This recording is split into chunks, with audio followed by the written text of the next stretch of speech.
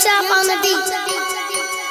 On light, Jimmy baby, Yeah, on light, Greedy Nation. Hey, True Juggalos. I'm here with Gamble the Greedy Grin. As you know, I'm Starlet. Alright, this is for the second exclusive interview that we had with this guy. So, yeah, like the last time we spoke, it was based on your first mixtape, Rude Awakening, and a bit on the YouTube tracks that you've done. I noticed with your newest mixtape, Contaminating the Water, it's got a different like style and feel to it. Like, added with some of the tracks from your channel, what did you envision when you first decided to come up with Contaminating the Water? Well, basically, like, I wanted to do, like, a follow-up from Rude Awakening. It was more of a dark project. So, going into Contaminating the Water, I had a few, like, industry tracks that I did, like, remixes and whatnot. And I just felt like, you know, beat production and beats, like, from producers, like, locally and whatnot so they're sort of hard to come by, especially, like, myself being picky. I just decided to do, like, a mixtape because it was quicker to find the beats that I like and whatnot. And, yeah, I just decided to run with it like that. Basically, with the whole project, it was conceptual, Contaminating the Water, basically saying it's a watered-down industry, and I'm using the industry content, or the beats, sorry, putting my own content on it, and pretty much saying I'm polluting the mainstream, I guess, in a way, with my own style. So that was like that whole take on it. And I'm actually thinking about making volumes of it, like a series once a year with every like annual, I guess, top 40 tracks that come out or whatever popular hip hop tracks are out. And then by me saying that, I don't mean to be rambling on. I don't mean all the tracks I'm using like they were whack. I just thought it was a cool concept because I like a lot of the beats and even the artists that I did, you know, fuck around with. I just think it's a watered down industry, and I just thought it was a clever idea. Yeah, there's a lot of creativity behind that. Like, now besides like the YouTube tracks featured on the mixtape, which I was thrilled seeing Pot of Gold, Monsters vs. Goblins, Rack City on there, and yeah. I'd like to ask you, what was the process for tracks like Faded, Hands on the Wheel, Mercy, and one of my favorites, Snapbacks and Tattoos? Yeah. Well, basically, when you're just mentioning snapbacks and tattoos, I have tattoos and I wear snapbacks, so I thought that was fitting. I thought that was fitting, you know, to just drop some quick on that, and that was the last track I actually recorded for the project. I wasn't really intending, like, you know, on dropping that on the mixtape. And like tracks like Faded, my boy, he told me to get on it. He thought it'd be a cool beat for me to jump on, something different, like against the grain of what I usually do. So yeah, I just did that, and I got Tristy from Marmel Entertainment. She's a dope rapper too, and you know, like, I think she's really good at what she does, especially with that vibe. And yeah, the Mercy was just a quick thing I did. It was a popular joint. I just thought I'd just run a quick 16 on it. So yeah, it's basically with the beats. If the beats, like, you know, connect with me, I'll try to do what I can do with it. Yeah, that's about it. Are there any like special meanings behind any of these tracks? Like not the ones I just named. I mean, like on the album itself. Like, to you, is there like a lot of? Is there one track in particular that just means a lot to you? Yeah, Hands on the Wheel. That one, like, I wanted to get a little deeper with that because, you know, I think the original is done by A$AP Rocky and Schoolboy Q. And, you know, they're dope in their what they do with their craft and whatnot. But like, I just decided to, like, I think they were talking about weed and drugs or whatever, partying. So I just wanted to flip it. Like, I got my hands on the wheel. I got my pedal to the metal. I got my eyes on the prize type thing. And you know, that track's basically me persevering and getting through, like, you know, the bullshit and whatnot. I've been an aspiring artist or as an individual, so I thought that was the way to relate to that. You know what I'm saying? Yeah. When I first heard the track "I Don't Like" with yourself featuring Perry Dante, and Johnny the Reaper, I thought to myself, this is probably the most hardcore of all the tracks. Like, and everyone in the track works so well together. Like, how did you come up with such a team? Well, it was basically via internet. Like, internet is like, you know, social networking is like crazy. You can do anything you want nowadays with that. So like, I actually met him online through my homie Jargon. Oh yeah. We did a track called Be Cool. He's dope as well. And Perry Dante reached out. Same with Johnny the Reaper. And, you know, I just decided to get those guys on the track, you know, and I wanted to add that drum element into the hip-hop, you know, and that's a lot of things that's been going on for a couple of years now, Travis Barker and all these other aspiring drummers doing that. So I thought that track was already heavy, and we just amplified it and made it heavier and crazier. Yeah. with that with that drum pattern on it. So I thought that was dope with a live drum. And we got live drums going back here right now Yeah. at a local bar.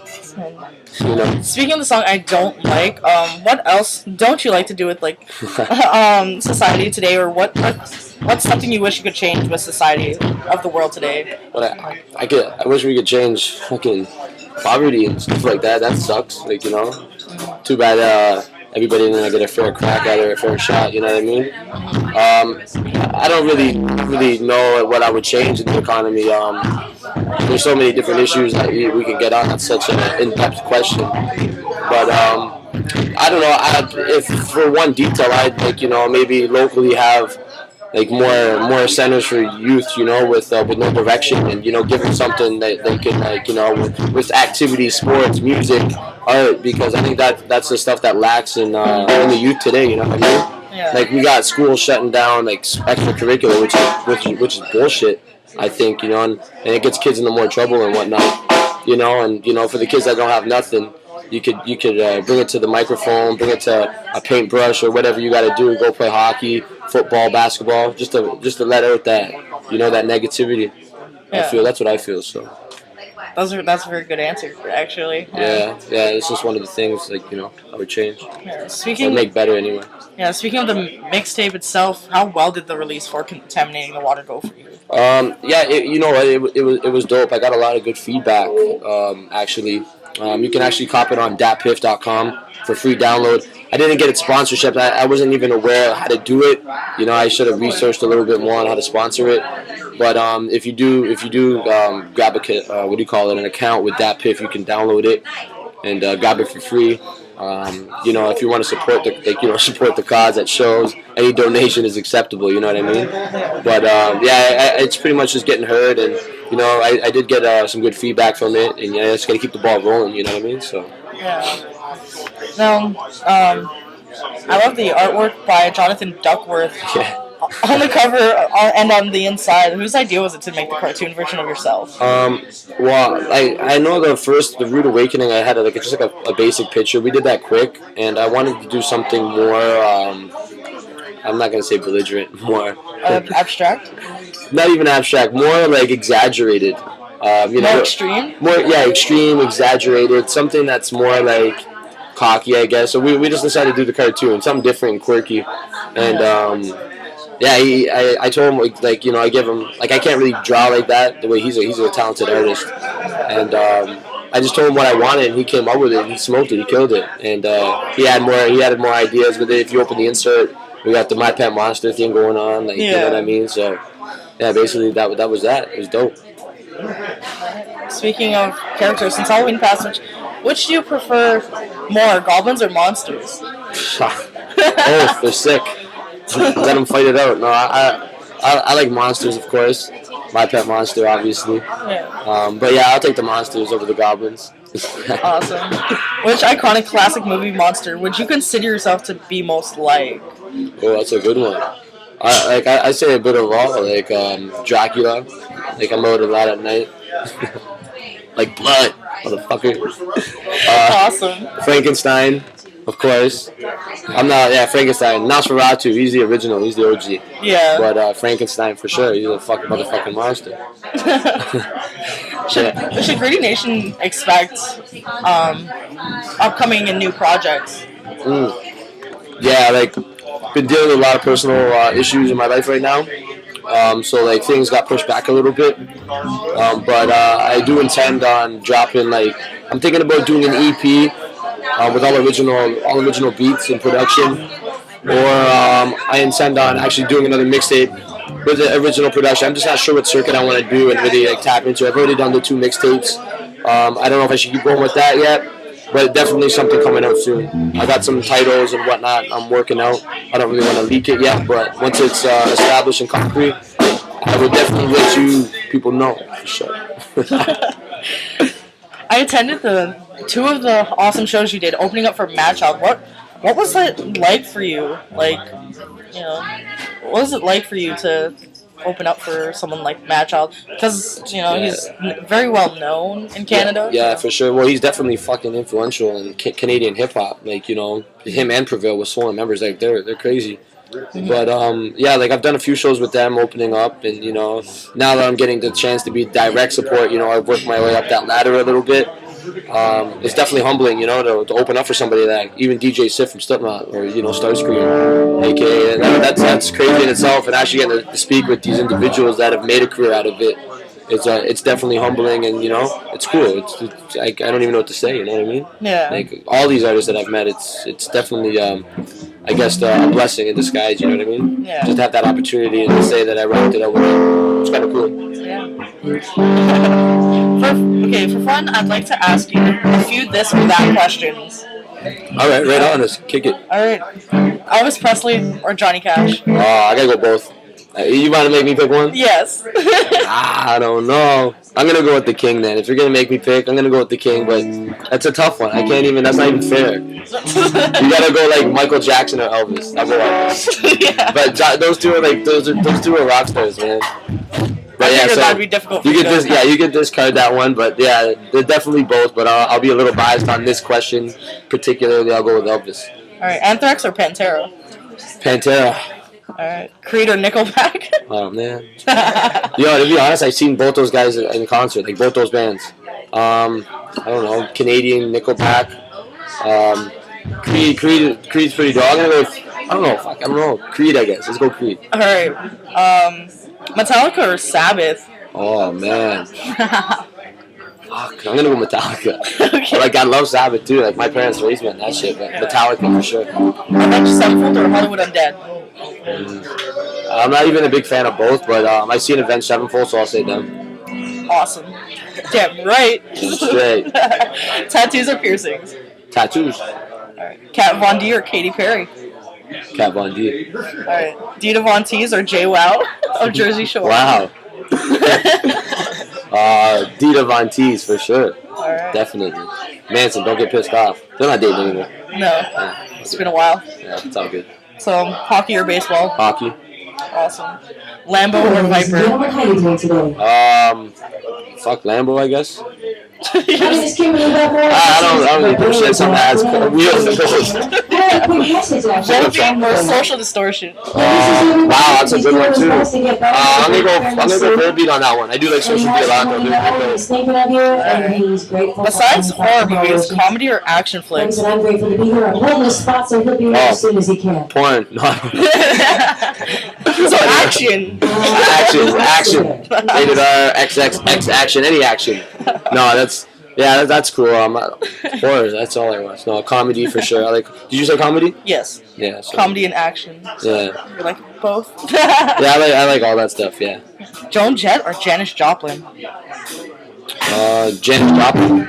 Nice. I like that answer. Yeah. And the man actually wants to know. Who would you choose? Fighting or Jason? Fred. We get out of It started to. Funky shit going on. Yeah, you just started talking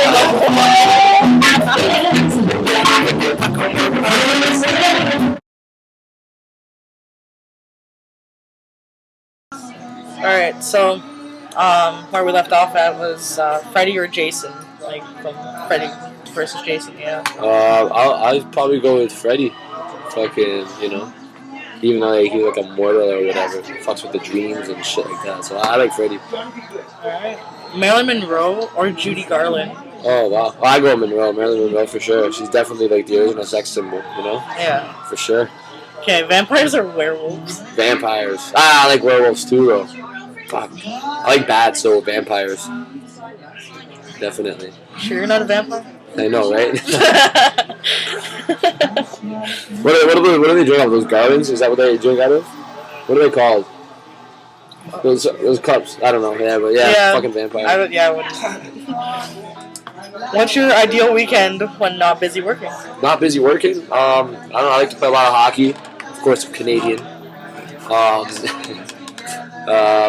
Listen to a lot of music. That's all I really do. Listen to music, rock out, go to a show or two, concerts, mosh, drink some beer, relax, chill out.